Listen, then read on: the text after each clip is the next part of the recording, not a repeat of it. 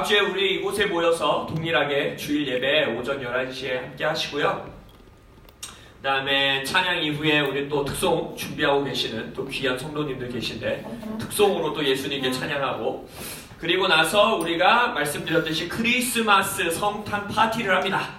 그래서 지금 레스토랑 몇 가지를 지금 알아놨는데 우리 그래서 식당으로 나갑니다. 다음 주는 우리 여기서 예배 마치고 맛있는 외식 식사하러, 가족 모임하러, 예수님을 축하하는 날을 기념하여 그날 오시는 분 모두 다 함께 외식합니다. 그래서 맛있는 식사하시고 서로 사랑 나누고 그렇게 우리가 성탄 기념 예배를 드리면 되겠고요. 그러고 나서 30일 날 동일하게 이 자리에서 주일 예배는 그냥 동일하게 진행되고, 31일 날 지금 계속 제가 고민 중에 한 밤 10시쯤 그래도 시작은 해야겠죠? 10시나 10시 반쯤 시작해서 우리 그때 우리 홍대 합정 거기 예배 드렸던 그 공간 말고 또 교육관 건물이 있어요. 그 바로 옆 길 건너에. 그래서 거기서 모여서 우리가 또 송구 영신 예배 함께 드리겠습니다. 그래서 24일과 25일에는 저희 크리스마스 아직 우리 작은 교회 가족들과 함께 기쁨의 시간 보내시는 시간 가지시고요. 각자 집에서 25일, 24일 기도하시고 말씀 보시고 예수님 기념하시는 시간 가지면 되겠습니다. 아멘. 아멘. 네, 오늘 본문 말씀 오랜만에 저희 구약 말씀으로 돌아갑니다. 예레미야 31장.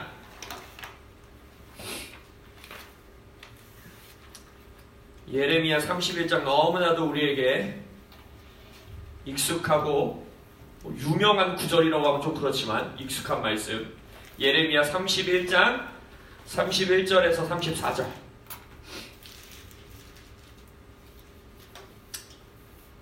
우리를 향한 말씀이에요. 이게 새 언약 시대를 향한 말씀을 예레미야 선지자가 우리를 향하여 하신 예언입니다. 예레미야 31장 31절에서 34절 네 구절의 말씀 저와 함께 한 목소리로 합독하시겠습니다. 시작. 여호와의 말씀이니라. 보라, 날이 이르리니 내가 이스라엘 집과 유다 집에 새 언약을 맺으리라. 이 언약은 내가 그들의 조상들의 손을 잡고 애굽 땅에서 인도하여 내던 날에 맺은 것과 같지 아니할 것은 내가 그들의 남편이 되었어도 그들이 내 언약을 깨뜨렸습니다. 여호와의 말씀이니라. 그러나 그날 후에 내가 이스라엘 집과 맺을 언약은 이러하니 곧 내가 나의 법을 그들의 속에 두며 그들의 마음에 기록하여 나는 그들의 하나님이 되고 그들은 내 백성이 될 것이라. 여호와의 말씀이니라. 그들이 다시는 각기 이웃과 형제를 가르쳐 이르기를 너는 여호와를 알라 하지 아니하리니 이는 작은 자로부터 큰 자까지 다 나를 알기 때문이라. 내가 그들의 악행을 사하고 다시는 그 죄를 기억하지 아니하리라. 여호와의 말씀이니라. 아멘. 이 예레미야 선지자를 통해서 하신 예언의 말씀을 가지고 오늘 여러분들과 나눌 말씀의 제목은 여호와를 아는 교회입니다. 여호와를 아는 교회. 센스가 있으신 분은 이 예레미야 31장의 메시지를 최근에 우리가 설교 메시지에서 본 것 같다. 어디서 본 것 같습니까? 히브리서 8장과 10장에 인용되는 말씀이에요.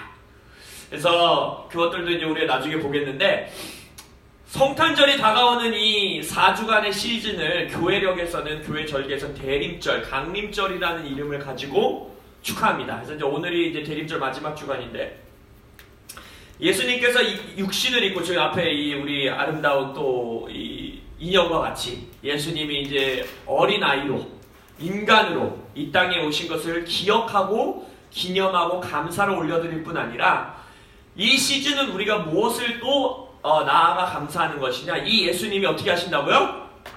다시 오신다고요. 그때는 아기 예수로 오시지 않으시고 신랑으로, 심판자로, 그 다음에 만물을 다스리는 왕으로 이 땅에 다시 오십니다. 그래서 우리가 히브리서 말씀 8주간 보면서 그 예수님이 다시 오셔서 예수를 믿지 않았던 자들에게 어떤 걸 행하신다고요? 심판을 행하신다고요. 그리고 예수를 사랑하고 예수를 오기를 갈망하며 기다리는 교회들에게, 성도들에게는 어떻게 하신다고요? 상급을 주신다 하셨습니다.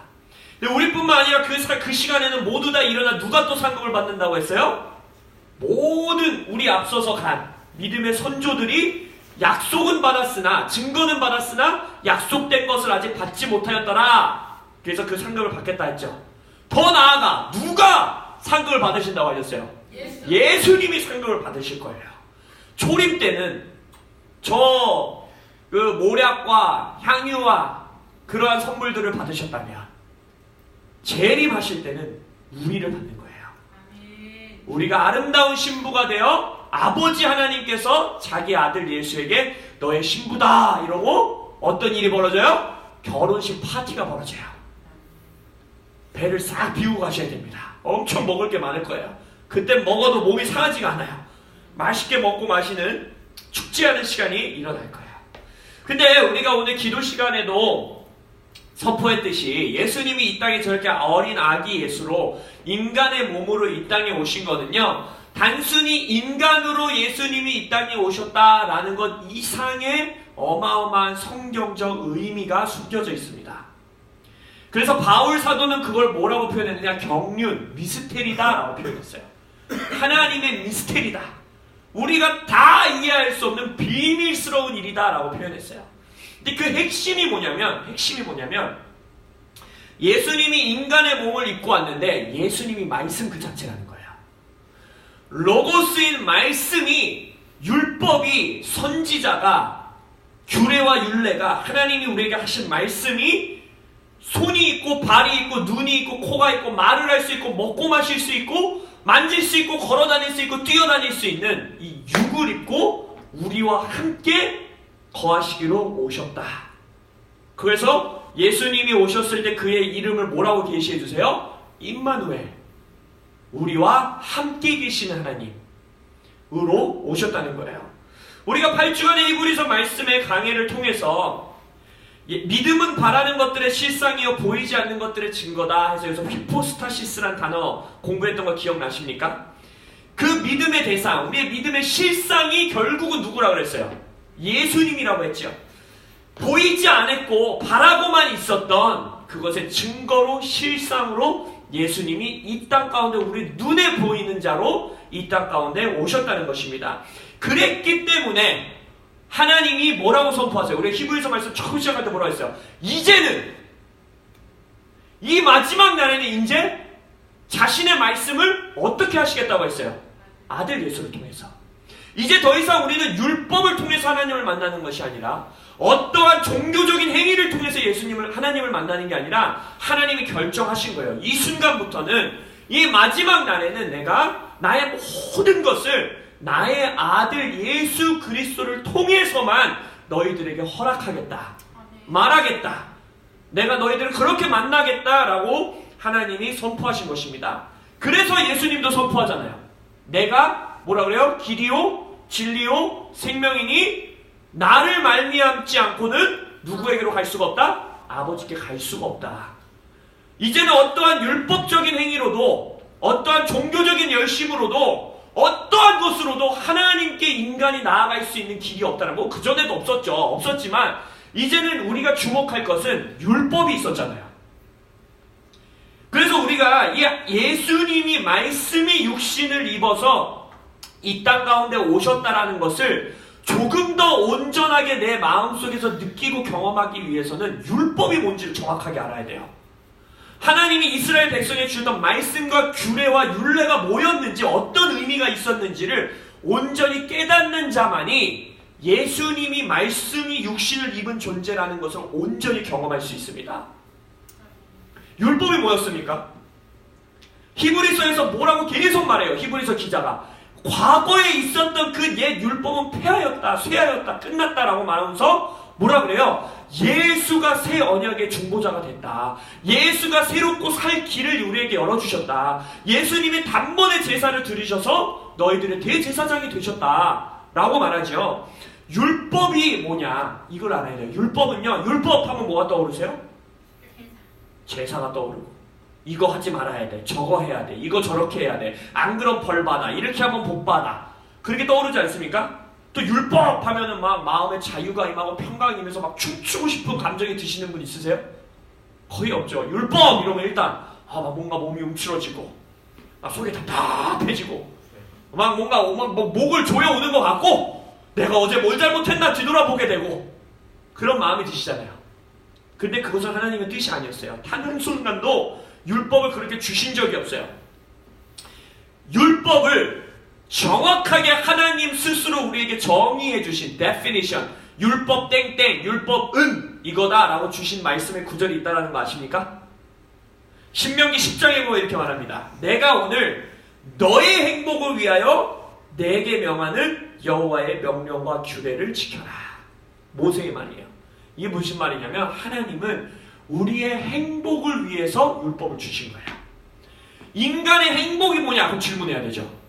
인간의 행복이 뭐예요? 우리는 행복! 이러면 등 따숩고 먹을 거 있고 돈 걱정 없고 부모관계, 자식관계 화목하고 가정이 화목하고 행복하고 이런 거 떠오르잖아요. 하나님은 뭐라고 하느냐? 인간이 가장 행복한 상태에서 살려면 하나님을 알아야 된다는 거예요. 하나님과 하나 되어야 된다는 거예요. 하나님의 임재 아래 살아야 된다는 거예요. 우리가 기도 설교했을 때 기억나세요? 인간이 가장 인간답게 가장 행복하게 살 수 있는 위치가 어디라고 그랬어요? 하나님의 통치 아래 있는 거라고 그랬어요. 그 통치 안에 내가 하나님의 주권 아래 승복합니다 라고 표현하는 예언적인 행위가 뭐라고 그랬어요? 기도라고 했어요. 기도는 뭔가를 가져내려고 하는 것도 아니고 뭔가 종교적 행위도 아니고 기도하는 것 자체가 내가 하나님의 통치 아래 있는 자입니다. 나는 피조물입니다 라는 것을 주님 앞에 드러내고 사단에게 선포하고 이 세상 가운데에 고백하는 우리의 예언적 행동이라고 했어요. 하나님이 이렇게 말하는 거예요. 너희들이 가장 행복하게 살려면 나의 임재 안으로 들어와야 돼. 내 안에 거해야 돼 라고 말씀하시는 거예요. 그래서 율법이 주어진 거예요. 로마서에서 말하는 것처럼 사람이 죄를 범함에 하나님의 영광, 하나님의 임재, 하나님께 나아갈 수 있는, 도달할 수 있는 자가 아무도 없다라고 했어요. 그의 영광에 이르지 못하더라. 영광에 이를 수 없는 죽어버린 존재가 된 인간들에게 행복의 통로로 허락해 주신 것. 너네들 영원토록 죽을 수밖에 없는 존재인데 다시 한번 행복하게 살 수 있는 길을 열어줄게. 나에게 나와, 나한테 와 라고 주신 길이, 그 다리가, 그 브릿지가 바로 율법이라는 겁니다.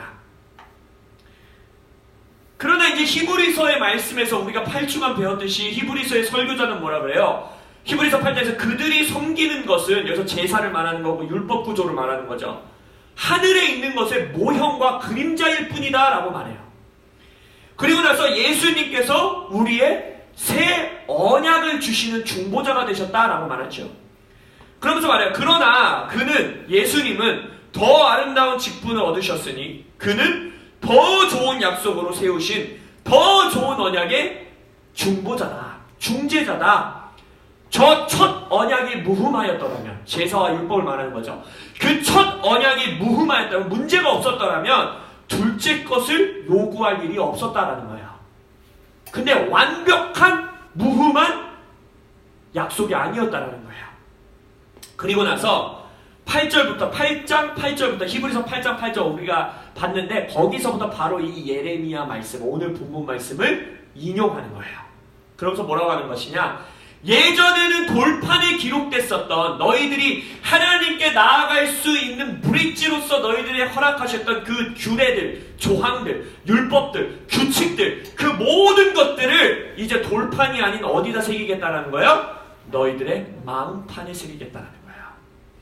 마음판에 그 법을 새긴다라는 것이 새 언약에 들어와서 어떻게 성취됐습니까? 말씀이신 예수님이, 그 모든 율법 그 자체이신 예수님이 성령으로 나의 마음 안에 거하시는 것으로 이 새 언약의 보증이 되어주셨다고 그랬죠. 성령이 개런티, 인치시는 도장, 계약서에 도장 꽝꽝꽝 찍으신 보증이 성령으로 우리 안에 거하시게 된 것입니다. 그래서 예수님은 히브리서 9장에서 너희들 인간 대제사장들이 드리는 제사가 어떻게 완전할 수가 있냐 이러면서 예시를 뭐로 들었어요? 그 이유를. 너희들 대제사장조차도 죄악이 있는 불완전한 인간인데 어떻게 인간인 너희들이 하나님에게 무흠한 제사를 드릴 수 있겠느냐? 그것은 너희들에게 주어졌었던 모형과 그림자와 같은 하나님의 브릿지 정도였다라고 말하는 거예요. 여전히 휘장은 닫혀 있었어요. 인간과 하나님이 자유롭게 소통하고 코이노니아를 누릴 수 있는 길은 여전히 막혀 있었어요. 그러나 예수님이 새로운 살 길, 휘장은 곧 그의 몸이니 휘장을 찢어버리사 새로운 살 길을 우리에게 허락하셨다라고 히브리서는 말하고 있죠. 돌판에 기록됐던 율법들, 그리고 인간인 선지자들을 통해서 선포된 선지자들, 예수 안에서 완성되었다고 예수님 스스로 선포하십니다. 마태복음 5장 17절에 내가 율법이나 선지자를 폐하러 온 줄로 생각하지 말라. 폐하러 온 것이 아니요 온전하게 하려 왔느니라. 퍼펙트하게 완벽하게 만들려고 내가 왔느니라. 히브리서 1장에서도 말하죠. 하나님이 뭐라고 고백합니까? 옛적에 선지자들을 통하여 여러 부분과 여러 모양으로 너희들의 조상들에게 말씀하신 그 하나님이 예전에는 너희들의 율법을 통하여 선지자를 통하여 말씀했던 하나님이 이제 마지막 날에는 그것을 완성하신, 온전케 하신 아들 예수를 통하여 우리에게 교제하고 말씀하시기로 작정하셨다는 것입니다. 그래서 예수가 이 땅에 육신을 입고 오셨다, 인간으로 오셨다라는 것의 가장 핵심 요소는 뭔지 아세요? 이제는 더 이상 율법이 글이 아니라는 거예요. 그게 무슨 말이냐? 이제는 하나님께 내가 나아갈 수 있었던 길로 제시되었던 그 율법이 내게 직접 말을 건다는 거예요. 그 율법이 직접 내게 역사하신다는 거예요. 그 율법이 직접 나에게 터치하시고 나에게 대화하시고 숨 쉬시고 나와 함께 먹고 마시고 나와 함께 산책하고 나와 함께 거하신다는 거예요. 그래서 계시록에서 주는 선물 중에 하나가 뭐예요? 받는 상급 중에 하나가 뭐예요? 예수님과 저녁 식사하는 거잖아요. 이제는 말씀이 더 이상 나와 분리된 객체로 기록되어 있는 규례와 조항으로 주어져 있는 것이 아니라 그 말씀이 나에게 살아 숨쉬는 인격체로서 교제하실 수 있는 길이 열렸다는 것입니다. 그래서 히브리서 10장에서 뭐라고 합니까? 이제는 너희들이 어떻게 할 수 있다라고요? 하나님의 성전 안으로, 성소 안으로 들어갈 수 있게 되었다라고 말해요. 거기서 하나님과 코이노니아하고 연합할 수 있는 길이 열렸다라는 거예요. 그래서 여러분 이 신약 시대에서는 신구약의 모든 말씀을 누구의 렌즈를 통하여 해석해야 돼요? 예수님을 통해서 해석해야 되는 거예요. 예수님이 하신 말씀, 예수님의 행적, 예수님의 예수님 되심을 통해서 모든 구약 말씀이 해석되어져야 되고 필터링 되어져야 되고 우리에게 말씀되어져야 된다는 것입니다. 자, 그러면 예수님이 살아있는 말씀, living word로 우리에게 오셨다라는 것이 어떤 의미이냐? 아까 말씀드렸죠. 예수께서 이르시되 내가 곧 길이요 진리요 생명이니 나를 말미암지 않고서는 너희들이 아버지께로 나아올 수 없다라고 말씀하셨죠. 구약시대에도 동일했어요. 하나님께 나아오려면 뭐를 통해서 갔어야 됐어요? 율법과 제사를 통해서 갔어야 됐어요. 근데 이제는 신약시대에 넘어와서는 예수님이 선포하는 거예요. 내가 그 율법과 제사 그 자체가 되었다라는 거예요. 나를 만나는 자는 아버지를 만나는 자라는 거예요. 자, 이 시대에 이건 조심스럽게 말씀드리는 말씀인데, 근데 많은 목회자들과 신학자들이 이러한 메시지들이 지금 이 시대에 풀어내고 있어요. 이 시대, 우리의 모던 처치 시대, 이 현대 사회에 들어와서 진정한 복음의 능력이 상실된 가장 뿌리는 뭘까? 라고 목회자들과 많은 신학자들이 고민하기 시작합니다. 물론 신학적인 요소와 영성적인 요소와 신앙적인 요소들을 빼놓고 이 현대 교회에 들어와서 과거의 교회에 없었던, 생명력을 상실하기 전에 그 교회에는 없었던 하나의 돌뿌리가 뭘까? 라고 생각했을 때 바로 복음을, 구원을 원리로 축소해서 지켜버린 겁니다. 무슨 말이냐? 오해하지 마세요. 지금 말씀드리는 이것들은 현대사회에 넘어오면서 많은 영혼들을 구원하고 추수하는데 너무나 귀하게 쓰임받은 통로들입니다. 예를 들어 사형리 구원법, 아니면 막 복음 전한 다음에 사람들 앞으로 불러내서 죄 고백 기도시키고 너 예수 믿냐? 예수 믿습니다. 아멘. 그러면 너 구원 받았다. 라고 그게 구원 받았어요? 안 받았어요? 받았어요. 그러니까 오해하지 마세요. 이것이 틀렸다라는 것이 아니라 문제가 뭐냐? 이 원리적인 고백과 규칙과 율례로 복음을 한정시켜버렸다는 것입니다. 그러면서 진정한 복음의 능력을 그 구원의 첫 문턱을 넘어서 들어온 자들이 이제 앞으로 살아나가야 되는 삶을 그것을 축소시켜버림으로써 이 현대교회의 복음의 능력이 상실되었다는 거예요. 기도의 능력을 상실한 이유도 비슷합니다. 왜 기도의 능력을 상실했습니까? 어느 순간부터 우리는 기도의 원리를 찾아 헤매기 시작했어요. 이렇게 기도하면 응답받는데, 금식할 때 이런 방식으로 금식하면 응답받는데, 이런 상황에선 요 기도해야 돼, 저런 상황에선 저 기도해야 돼 라고 말하면서 기도를 원리로 축소시켜버립니다. 다시 한번 말씀드리지만 오해하지 마십시오. 그러한 기도의 문들, 기도 종류들 하나님께서 너무나 강력하게 쓰셨어요. 그리고 그 모든 것이 성경에서 나온 원리들이에요. 근데 히브리서 말씀과 오늘 선포되는 살아있는 말씀이 되신 예수님을 우리가 믿는다라고 하면 그 모든 것들이 나쁜 것도 아니고 잘못된 것도 아니지만 히브리서에서 뭐라고 말하느냐? 하등한 것들이라는 거예요. 그리고 우리에게 주어진 새로운 살 길이 아니라고 지금 말하고 있는 것입니다. 무슨 말이냐? 더 깊이 한번 들어가 보겠습니다.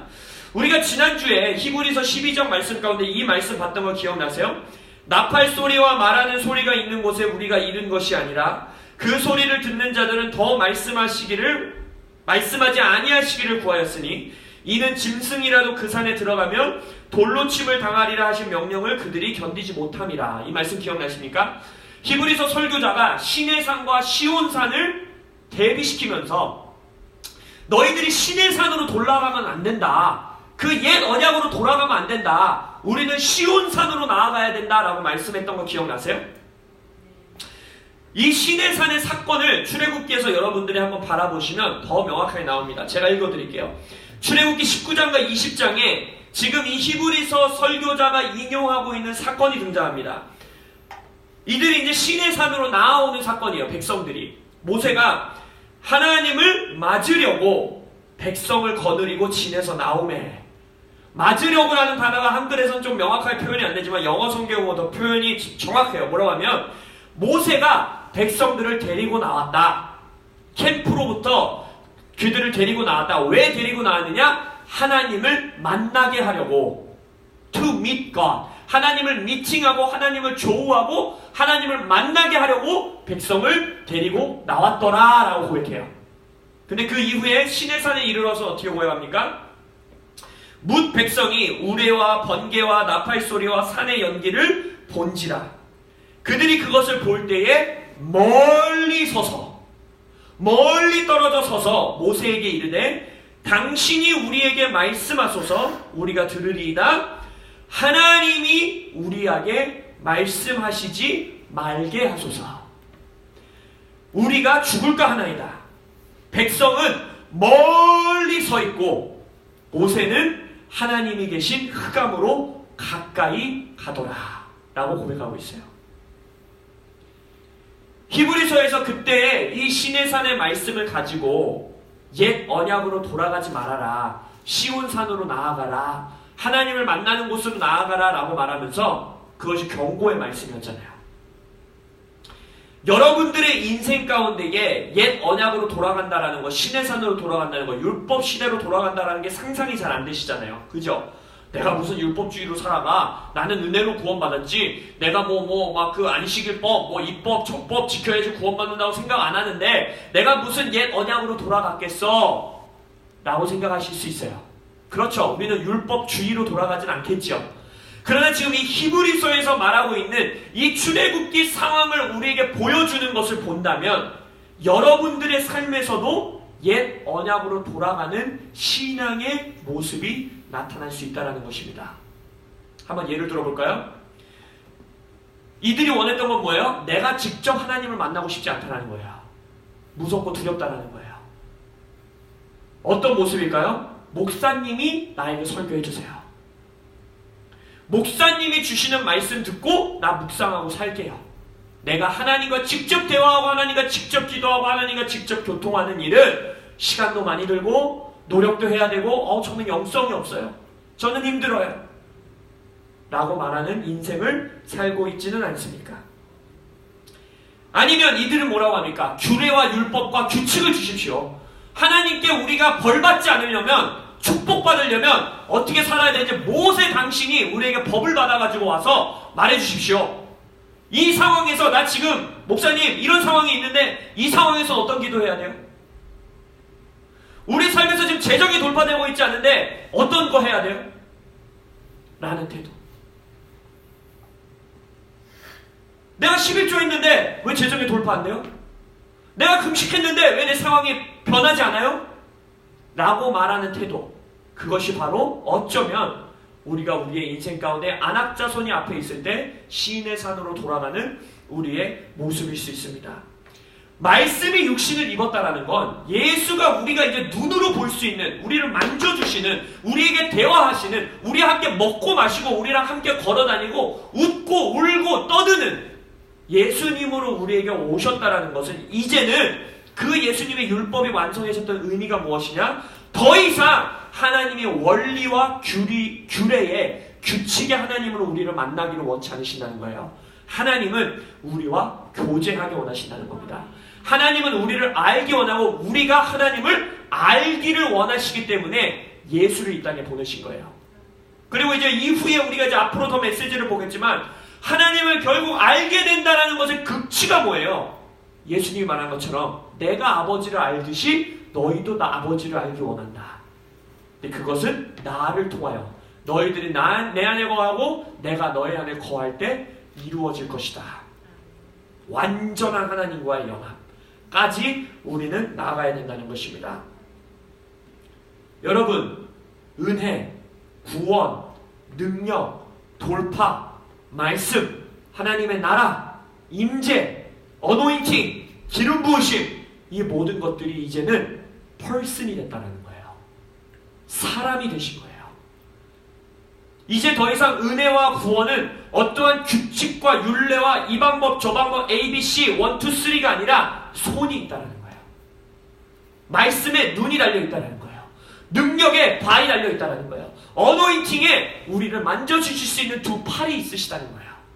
이것을 우리 안에 인식되어져야 된다는 것입니다. 이제는 우리가 은혜 받았어, 구원 받았어, 능력을 원해, 하나님의 기름 부으심을 원해 라고 말할 때는 어떠한 종교적인 원리와 규칙을 따라서 그것을 받아내는 것이 아니라 그 예수님 자체를 만나야 되는 것입니다. 예수님을 알아야 되는 것입니다. 예수님을 터치하고 예수님과 교제하는 시절로 넘어온 거예요, 이미.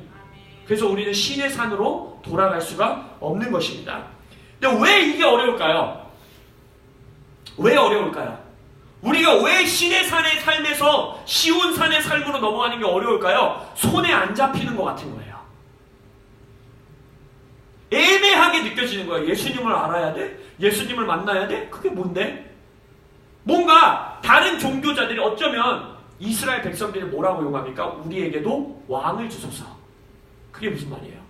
다른 종교들은 너네들 ABC 하면 복받아, 너에게 1, 2, 3 하면 벌받아, ABC 하면 천국가, 1, 2, 3 하면 지옥가 라고 하는 법들과 규칙들이 있는데 우리에게도 그것을 허락해 주십시오 라고 말하고 있진 않은가? 하나님이 더 이상 그것을 원치 않으신다는 거예요. 더 이상 ABC 이것이 아니라 시간을 드리는 관계. 관계라는 게 뭡니까? relationship이라는 게 뭐예요? 특별히 소중하면 소중한 관계일수록 어떻게 해요? 부부관계, 부모와 자식관계, 나의 절친과의 관계, 연인관계, 그 모든 것 가운데 관계에는 무엇이 듭니까? 시간이 들어요. 경험이 들어요. 재정이 들어요. 에너지가 들어요. 그것을 경험하는 기간이 필요해요. 자녀가 부모에게 신뢰를 쌓기 위해서 어린 시절 부모의 공급과 사랑을 받는 시간이 필요해요. 부부관계 안에서 신혼시간을 거쳐서 나이가 들어가면 갈수록 그 부부간의 사랑이 더 깊어지기 위해선 서로의 애정과 경험할 수 있는 경험의 시간이 필요해요. 동일해요. 하나님과의 관계도 이제는 내가 1번 기도하면 2번 응답받고 라는 식의 삶이 아니라 예수를 만나는 시간과 노력과 에너지를 투자해야 되는 관계의 시대로 우리는 넘어온 것입니다. 그럼 우리 마음속에 왜 규칙, 원리 이러한 것으로 돌아가려는 마음이 생기나를 돌아봐야겠죠. 두 가지가 있다고 생각합니다. 가장 극명한 근원적인 이유는 두 가지예요. 첫 번째는 unknown, 내가 모르는 영역을 갖고 싶지 않은 거예요. 내가 이해할 수 없는 상황 가운데 들어가고 싶지 않은 거예요. 그리고 두 번째는 우리가 이것도 바라볼 것인데 하나님을 내 뜻대로 조종하고 싶어하는 우리의 마음이 있는 것입니다. 첫 번째를 바라보면 이런 거예요. 우리가 지난주에 다니엘의 세 친구 이야기를 봤지요. 느부갓네살 왕은 정확하게 말합니다. 너희들의 신이 계시다면 이 풀무불을 걷어내야 된다. 나에게서 너희들을 구원해야 된다. 그렇게 역사해야지. 우리의 머리로 이해하기도 그렇잖아요. 내가 믿는 신이 있다면 나에게 능력으로 역사하시는 하나님 라는 내가 이해할 수 있는 부분이 있다라는 것입니다.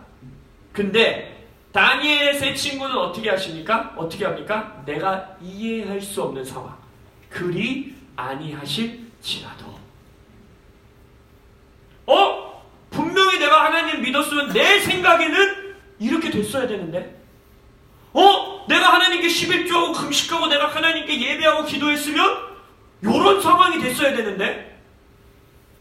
왜냐면 다니엘의 세 친구도 뭐라고 고백해요? 우리가 말한 하나님이 계시다라면 당신의 손에서 우리를 구원하실 수도 있고 이 풀무불에서 우리를 건져내실 수 있음을 우리는 압니다 라고 말해요. 그리고 그 뒤에 뭐라 그래요? 그러나 그리 아니하실지라도 내가 이해할 수 없고 내가 알 수 없고 내 머리로 상상도 할 수 없는 모습으로 하나님이 역사하신다 하더라도 우리는 끝까지 하나님께 충성하겠습니다. 히브리서에서 말하고 있는, 성경 전체에서 말하고 있는 인내의 믿음의 삶은요, 이 하나님과의 교제가 있지 않는 이상 버텨낼 수가 없습니다. 하나님을 아는 자만이 내가 비록 이해할 수 없더라도 그리 아니하실지라도의 상황에서 하나님께 충성을 다할 수 있는 것입니다. 하나님을 퍼슨으로, 인격으로 만난 자, 하나님의 음성을 들어본 자, 하나님과 시간을 보내본 자. 둘로스 생각나세요? 내가 예수님께 영원한 종이 되어 살겠습니다 라는 고백이, 그 둘로스라는 고백이 몇 년의 시간에 교제로서 율법에서도 주어졌다고 했어요. 6년이 있었잖아요. 한 종이 6년이라는 시간 가운데에 어떤 주인을 섬겨본 거예요. 그 주인의 말투도 봤고 그 주인의 언행도 봤고 그 주인이 다른 종들을 어떻게 대하는지 그의 태도도 봤고 나를 얼마나 사랑해 주는지를 6년이라는 시간을 통해서 경험한 이후에 7년째 되는 해에 자유케 될 수 있는 그때의 그 종이 뭐라고 한다는 거예요. 내가 자유민으로 밖에서 사는 것보다 당신의 집에서 사는 것이 나으니. 근데 그 이유가 뭐였어요? 내가 주인을 사랑합니다. 그래서 귀를 뚫고 내가 영원한 당신의 종이 되겠습니다 하고 둘로스의 고백을 한다고 했잖아요. 동일한 거예요. 그 시간이 필요하다는 거예요. 하나님과 내가 알아가고 교제하고 하나님의 사랑과 은혜와 능력을 경험하는 그 시간을 여러분들이 따로 떼어 구별하셔야 된다는 것입니다. 그리할 때 히브리서에서 우리가 계속해서 8주간 봤던 안악조손이 내 눈앞에 나올 때, 골리앗이 내 눈앞에 서 있을 때, 풀무불이 내 앞에 나타났을 때에도 하나님께 충성하는 자로서 그 시간을 돌파해 나갈 수 있다는 거예요. 두 번째, 왜 우리가 원리의 신앙, 규칙의 신앙으로 넘어가기, 다시 돌아가기를 원하느냐? 가인과 아벨의 사건을 보십시오. 가인과 아벨 사건 아시죠? 가인도 제사 드렸고 아벨도 제사 드렸어요. 근데 하나님이 아벨 건 받았는데 가인 건 안 받았어요. 자, 그럼 우리의 머릿속에 고민이 되는 건 뭐예요? 여기가 무슨 예배 드려야 되는 거야? 어떤 예배 드려야 응답받는 거야? 되잖아요. 그렇죠? 가인의 마음이 바로 그거였던 거예요. 가인이 왜 화내요? 왜 내 동생의 제사는 받고 내 제사는 안 받아요? 그게 무슨 말이에요? 예배의 대상에 대해서는 아무 관심이 없는 거예요. 하나님이 뭘 좋아하시나? 하나님이 무슨 제사를 원하셨나? 하나님은 지금 이걸 통해 나에게 뭘 말씀하시는 거지? 내가 이걸 통해 하나님을 어떻게 만나야 되지? 라는 질문은 하나도 없어요. 그의 질문은 뭐예요? 당신이 왜 내 예배를 안 받냐는 거예요. 당신이 내 제사를 통해서 왜 응답하지 않는다는 거예요. 내가 제사했는데 왜 내 제사에 불을 내려주시지 않냐는 거예요. 내가 하나님께 이렇게 가지고 나왔는데 왜 나에게 대답해 주시지 않으시냐는 거예요. 이게 무슨 말입니까? 우리의 태도도 동일해요. 성경에서 이렇게 하면 이렇게 해주신다면서요. 설교 들어보니까 저거 하면 저렇게 해주신다면서요. 왜 안 해주세요? 11조하면 복 주신다면서요. 금식하면 응답하신다면서요. 철야하면 우리에게 뭐 주신다면서요. 40일 금식하면 이렇게 된다면서요. 왜 안 해주세요? 라고 나아가려는 우리의 마음 깊숙한 곳에 결국 우리는 하나님을 내 뜻대로 내 삶에 역사하시도록 조종하고 싶어하는 그 마음이 우리 가운데 생겨날 수 있다는 거예요. 그리할 때 우리는 하나님과 교제하는 신앙생활 가운데 시간을 드리고 싶어 하지 않습니다. 하나님과 예수님을 만나고 대화하고 터치하고 예수님을 알아가는 신앙생활에 나의 노력과 시간과 재정을 투자하고 싶어하는 마음이 생기지 않아요. 그냥 목사님, 나 지금 이런 어려운 상황 가운데 있는데 이거 어떻게 해결할 수 있는지 하나님께 듣고 알려주세요. 설교해주세요. 기도해주세요. 뭐 해야 되는지 알려주세요. 작정 헌금할까요? 작정 새벽 기도할까요? 이런 것들이 다시 한번 말씀드리죠. 나쁘다고 말씀드리는 게 아니에요. 마음껏 하세요. 하셔야 돼요. 근데 그 목적이 뭐냐는 거예요. 우리는 하등한 것으로 돌아가시지 않는 예수 이름으로 축원합니다. 기도와 금식과 집회와 원리와 규칙과 이 모든 걸 통하여 우리는 여호와를 알기 원합니다. 예수님을 만나기 원합니다. 예수님을 경험하기 원하고 예수님 음성 듣기 원하고 예수님 터치 받기 원하고 예수님을 더 아는 자 되기 원합니다. 나는 여러분들이 되시길 예수 이름으로 축원합니다. 이 하나님을 알고 싶지 않습니다. 우리는 이 멀리 서서 하나님이 우리에게 대화하게 하지 마소서, 모세 당신이 가서 듣고 와주소서라고 말했던 이 가인의 뿌리로부터 시작된 이 예배가 얼마나 무서운 것인지 아세요? 왜 그런지 아세요? 요한복음에서 마지막 때가 정말 가까이, 정말 예수님이 오시기 바로 직전에 이 예배 때문에 우리의 형제를 죽이면서 이게 하나님이 원하시는 일이다라고 고백하는 자들이 일어날 것이라고 예수님 스스로 예언하셨어요. 뭐랬는지 아세요? 사람들이 너희를 출교할 뿐 아니라 때가 이르면 무릇 너희를 죽이는 자가 생각하기를 이것이 하나님이 섬기는 일이라 하리라. 그들이 이런 일을 할 것을 왜 한다 그랬어요? 아버지와 나를 알지 못함이라. 지금 여기에 있는 사람은 누구보다 예배에 열심히 있는 자들이에요. 누구보다 하나님 섬기는 일에 열정이 있는 자들이에요. 그럼에도 불구하고 하나님을 몰라요. 예수님과 교제하지 않았어요. 예수님을 알지 못해요. 가인이 가지고 왔던 폭력적이고 살인적인 예배, 그것을 가지고 마지막 때에 실제적으로 순교자들을 만들어내는 자들이 그 뿌리에서부터 나온다는 거예요. 우리가 원리와 규칙의 편안한 예배로 돌아가려는 것을 지금부터 근절해야 되는 이유는 정말로 여기에 있는 겁니다. 그 뿌리가 너무나 끔찍한 뿌리인 거예요. 우리는 직접 예수님을 만나기 원하는 열심과 소원이 있기를 예수 이름으로 축원합니다. 예레미야 말씀 오늘 읽은 것뿐만 아니라 신명기, 시편, 예레미야, 에스겔서, 복음서, 여기 서신서, 여기저기 이곳저곳에서 하나님께서 그의 말씀을 이제 우리 마음에 새긴다라는 약속과 예언을 많이 이곳저곳에서 주세요. 신명기 11장, 30장, 시편 37장, 시편 40장, 예레미야 31장, 에스겔서 36장, 오늘 히브리서 8장, 히브리서 10장, 이곳저곳에서 하나님이 이제 그의 말씀을 우리 마음밭에 새기겠다라고 말해요. 그리고 아까 우리가 말씀했던 것처럼 그 약속이 어떻게 성취되었다고 그랬어요? 예수님이 성령으로 우리 마음 안에 거하심으로써 그 예언이 성취됐다고 했습니다. 자, 그러면 이제 이 핵심, 왜 예수님이 우리 안에 인간으로 오셔서 말씀을 완성하셔서 우리와 교제할 수 있는 인간으로 오사 이제 우리 안에 성령으로 거하시는 여기까지 나아오신 이유가 뭐냐? 최종 목적이 뭐냐? 히브리서 8장과 10장에 두 번이나 이 예레미야의 31장 오늘 본문 말씀을 인용하면서 다시 신의 산 언약으로, 옛 언약으로, 규칙의 하나님으로, 규례의 하나님으로 돌아가려는 자들에게 경고하시면서 하신 말씀을 보면 그 8장 11절을 제가 읽어드리겠습니다. 이렇게 말하고 있어요. 오늘 예레미야 말씀에서도 말했죠. 각각 자기 나라 사람과 각각 자기 형제를 가리켜 이르기를 주를 알라 하지 아니할 것은 그들이 작은 자로부터 큰 자까지 다 나를 알미라. 오늘 예레미야 말씀에서도 있었던 말이죠. 그 누구도 이제 큰 자든 작은 자든 서로에게 너 하나님을 알아라 라고 말하지 않겠다라고 했어요. 왜요?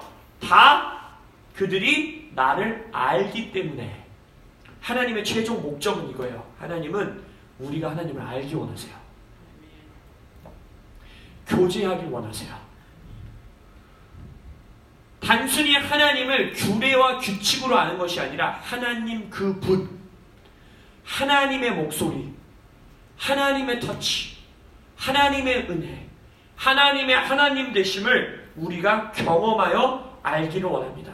그러나 마지막 때에 안악자손 앞에 서서 신의 산으로 돌아가는 자들은 뭐라 그래요? 나 하나님을 만나고 경험하고 그분을 알아가고 싶지 않습니다. 나는 여기 멀리 떨어져서 교회 맨 뒷자리에 앉아서 설교 듣고 그냥 하라는 대로 할 테니까 목사님이 설교해 주세요. 목사님이 성경 공부해 주세요. 우리 그냥 끌어가 주세요 라고 말하는 그 태도를 우리가 끊어내는 교회 되시길 예수 이름으로 축원합니다.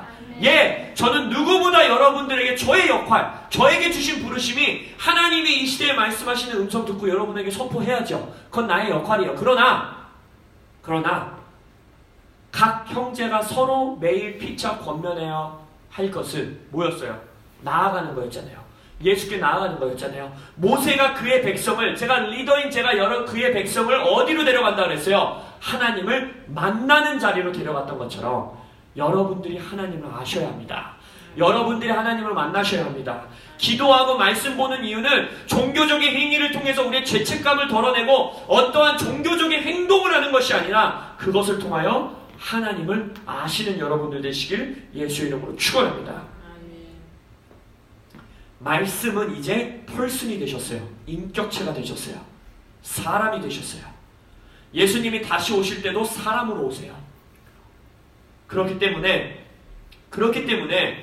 원리의 관계, 내가 이거 하면 하나님이 이렇게 해주시고 저거 하면 저렇게 해주실 거야 라는 그런 하등한 관계로 계속해서 돌아가려는 자들은 히브리서에서 경고하는 것처럼 어느 순간이 임했을 때 내가 이해할 수 없는 풀물불 앞에 섰을 때 느부갓네살의 금신상에 절하는 자들로 넘어질 수 있다는 거예요. 두려운 말씀입니다. 내가 이해할 수 없는 상황은 이 시대에는 반드시 옵니다. 없을 수 없어요. 왜냐하면 아직 우리는 희미하게 거울과 같이 하나님을 바라보는 시절에 살고 있기 때문에 내가 볼 수 없는, 알 수 없는, 이해할 수 없는 상황 가운데 우리는 반드시 봉착합니다.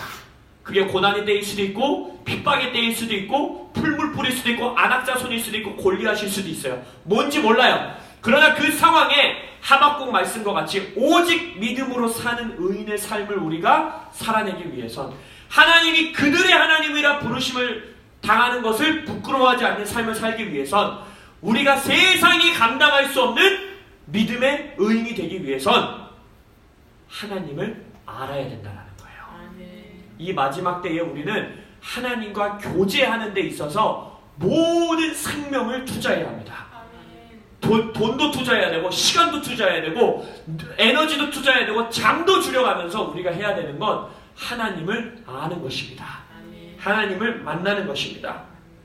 그리할 때에 히브리서에서 말하는 것처럼 뒤로 물러나지 않아 멸망당하지 않는 자가 될 수 있고 3장에서 말하는 것처럼 하나님께로부터 떨어지지 않는 자들로서 우리는 이 시대를 돌파할 수 있을 것입니다. 편한 신앙생활에 안주하지 마십시오. 원리와 규칙으로서 해나갈 수 있는 신앙생활에 안주하지 마십시오. 11조 했으면 됐지. 사순절에 금식 며칠 하면 되지. 기도 하루에 몇 분 하면 되지. 말씀 몇 장 읽으면 되지. 그것으로 만족하는 순간 여러분들은 멀리 서서 모세여 우리에게 말하여 주소서라는 신의 산으로 돌아갈 수 있다는 것입니다. 가인의 예배에 빠져들 수 있다는 것입니다. 우리는 이제 하나님을 만나러 가는 교회로서 일어날 것입니다. 우리는 이제 시온산으로 가 하나님과 대화하는 교회로 일어날 것입니다. 우리는 하나님과 예수님과 내 안에 살아계시는 예수님과 직접 대화하고 직접 교제하고 직접 코이노니아를 누리는 교제하는 교회로 일어나기를 예수 이름으로 축원합니다. 2018년을 마무리하며 19년을 맞이하는 이 시즌에 하나님께서 제가 지금 계속 기도하고 있다고 했잖아요. 내년에 하나님께서 우리를 어떻게 끌어가기 원하시나 그 핵심 메시지 중에 하나를 여러분들에게 오늘 공개한 겁니다. 우리 코람데오는 2019년 1년의 시간을 물론 평생의 시간을 드리겠지만 특별히 집중하여 2019년에 우리가 어떠한 선포를 하며 나아갈 것이냐? 하나님을 힘써 알자. 우리 예수님을 힘써서 알자. 만나자. 교제하자. 라는 메시지를 가지고 우리는 나아갈 것입니다. 그리고 이 하나님을 알고 경험하는 것의 클라이막스에 또 티저 예고편을 드리면 클라이막스에 뭐가 있는지 아세요? 하나님을 온전히 알려면 어디로 나아가야 되는지 아세요? 교회예요. 궁금하시죠? 교회가 도대체 뭐길래? 여러분, 우리 지금 여기 몇 명이에요? 지금 우리 한 10명 됩니까? 이 10명의 이 공동체가 얼마나 위대하고 얼마나 감격스러운 공동체인지를 알게 되면 짱입니다. 할렐루야. 우리가 2019년 그것을 알아갈 거예요. 하나님을 안다는 게 무엇인가? 왜 교회라는 공동체를 통하여 하나님은 우리에게 말씀하시는가? 그것이 우리 2019년에 놀라운 하나님의 말씀이 될 것입니다. 말씀을 결론짓기 원합니다. 우리 정말 코람데오 2018년을 마무리하고 19년을 맞이하는 이때에 결심하고 하나님 앞에 헌신합시다. 쉬운 길로 되돌아가려 하지 맙시다. 옛 언약으로 돌아가려고 하지 맙시다. 편한 신앙생활로 돌아가려고 하지 맙시다. 우리가 여호와를 힘써 알기 원합니다. 말씀을 통해 예배를 통해 설교를 통해 기도를 통해 교제를 통해 우리가 여호와를 알기 원합니다. 시간도 더 걸리고 더 손에 안 잡히고 더 이해도 안 돼요. 더 머리로 써도 이해도 안 돼요. 더 알기 힘들어요. 그러나 더 애써야 돼요. 그러나 그렇게 하여서 하나님을, 예수님을, 성령님을 아는 공동체 되시기를 예수의 이름으로 축원합니다. 아멘. 시작 같이 기도하기 원합니다.